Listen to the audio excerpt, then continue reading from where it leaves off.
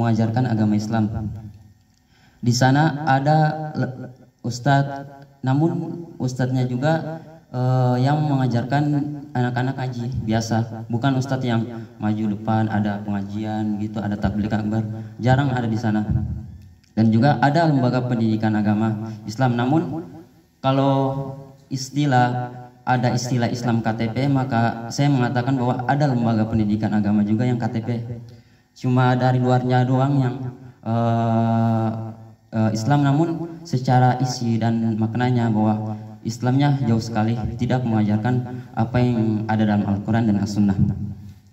Saya memberi contoh bahwa ketika kemarin rekan kita Ustadz Wahid menjelaskan bahwa di dalam Al-Quran ada kaum, dan juga kaum di dalam Al-Quran itu ada juga di Indonesia, dan saya ingin mengatakan bahwa itu juga ada di tempat asal saya, yaitu Masohi Maluku Tengah. Di sana bukan sekedar itu, bukan hanya ada zina, ada perjudian, ada minuman keras. Anak-anak kecil juga udah mengenal perzinahan. Teman-teman saya udah pada rata-rata udah pada pacaran semua ini. Jadi malam mingguan itu mereka itu jemput teman perempuan di rumah-rumah, baru mereka itu ngajak ke tempat gelap di pantai. Kan di sana kan banyak pantainya kan, dekat sama pantai, jadi mereka pergi di sana pantai.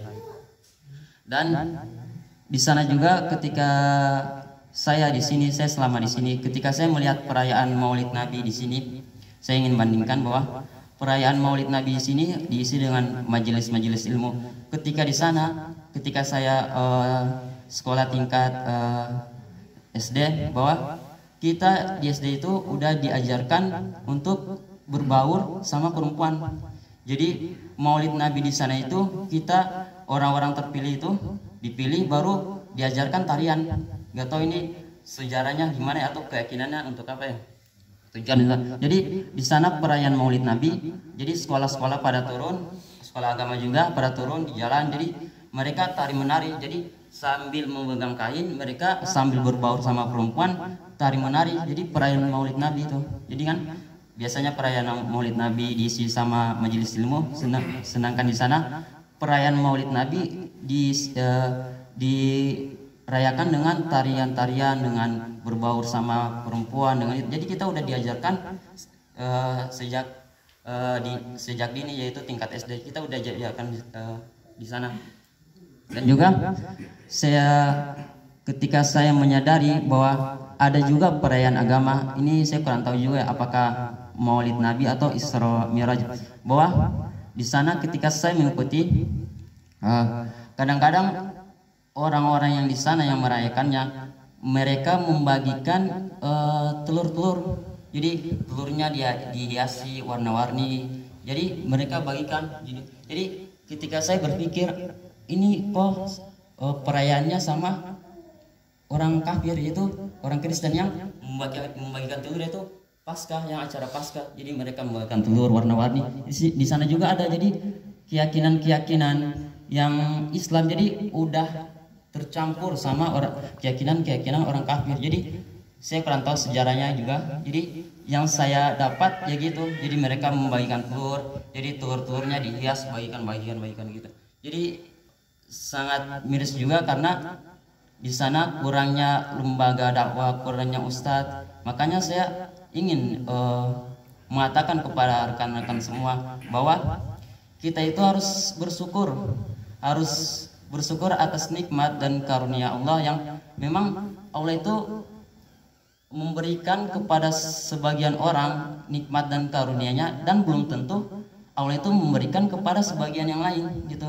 Jadi Allah memberikan kita ustadz, Allah menyediakan kita ustadz, lembaga dakwah, lembaga pendidikan agama. Untuk apa?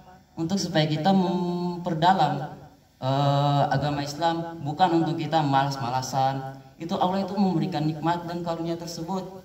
Kita harus berpikir kembali bahwa ada sebagian orang yang tidak diberikan karunia dan nikmat tersebut. Jadi gitu. Jadi kita harus saya ingin bilang khususnya kepada pemuda, dan saya sendiri merasa gitu sangat harus yang saya katakan sini harus saya lakukan. Jadi saya mengajak kepada khususnya kepada para pemuda bahwa kita harus manfaatkan sarana dan prasarana yang telah disediakan oleh Allah, ustadz, masjid, majelis-majelis ini. Kita harus rajin ikut pengajian, rajin ikut majelis-majelis timur. Kita harus manfaatkan ustadz-ustadz di sini. Kita harus mengambil ilmu-ilmu dari mereka supaya ketika kita pulang di kampung halaman bahwa kita bisa mengajarkan juga kepada orang lain, kita bisa mengajarkan kepada keluarga, masyarakat setempat dan orang dan lain-lainnya. Itu yang saya ingin bilang, bahwa kita harus bersyukur dengan nikmat dan karunia yang Allah berikan, karena di tempat saya itu jarang sekali ada lembaga dakwah, ustadz atau pendidikan agama Islam. Pendidikan agama Islam juga saya ingin cerita bahwa ketika saya sekolah di sana SMP, bahwa di sana tawuran itu udah jadi makanan sehari-hari bagi anak-anak pemuda, jadi gitu.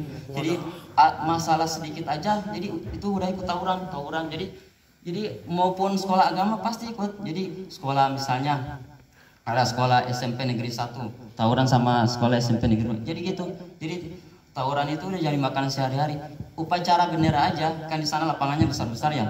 Jadi upacara di lapangan bendera, habis upacara tawuran. Jadi itu. Sakingnya tawuran itu udah jadi kebiasaan. Jadi bikin masalah dikit aja kepada teman di luar, di sekolah lain. Jadi itu udah tawuran, masalah dikit aja. Jadi itu. Di sana juga pesta, acara seperti orang meninggal. Jadi mereka itu tidak tidak sedih, tapi mereka merayakannya dengan judi, dengan minuman keras gitu di malam hari. Jadi sangat miris keadaan di sana. Saya sangat sangat terpukul juga, sangat takut juga kalau mau turun di sana, orangnya keras-keras gitu. Orangnya sangat keras. Jadi saya juga ini orangnya, apalagi orang-orang kampung kan, mereka tidak tahu ada teknologi, namun agama Islam pemahaman mereka itu ya dari nenek moyang. Jadi mereka kalau sakit itu mereka belum tentu ke dokter. Jadi mereka ke sepuh-sepuh yang udah tua, mereka minta seperti sakit gigi, minta obatnya. Jadi caranya itu airnya, ada air diisi di botol kayak botol aqua, baru airnya ditiup, dibaca. Jadi dibaca, gak tau baca mantra atau baca apa, nanti bacanya cuma orang yang baca itu yang tahu. Jadi orang tua itu yang baca, gak tau baca apa juga. Saya kan pernah sakit, saya habis liburan sakit, panas kalau nggak salah. Saya itu gak dibawa ke dokter sama ibu saya, malah saya dibawa sama nenek saya untuk berobat. Jadi di situ saya duduk, airnya ada air di botol, baru ditiup sama nenek saya sambil membaca mantra atau membaca ayat Al-Quran. Jadi baca gitu, saya nggak tahu, saya disuruh minum gitu. Dan gimana? Gitulah. Dan sembuh ya? Sembuh. Oh.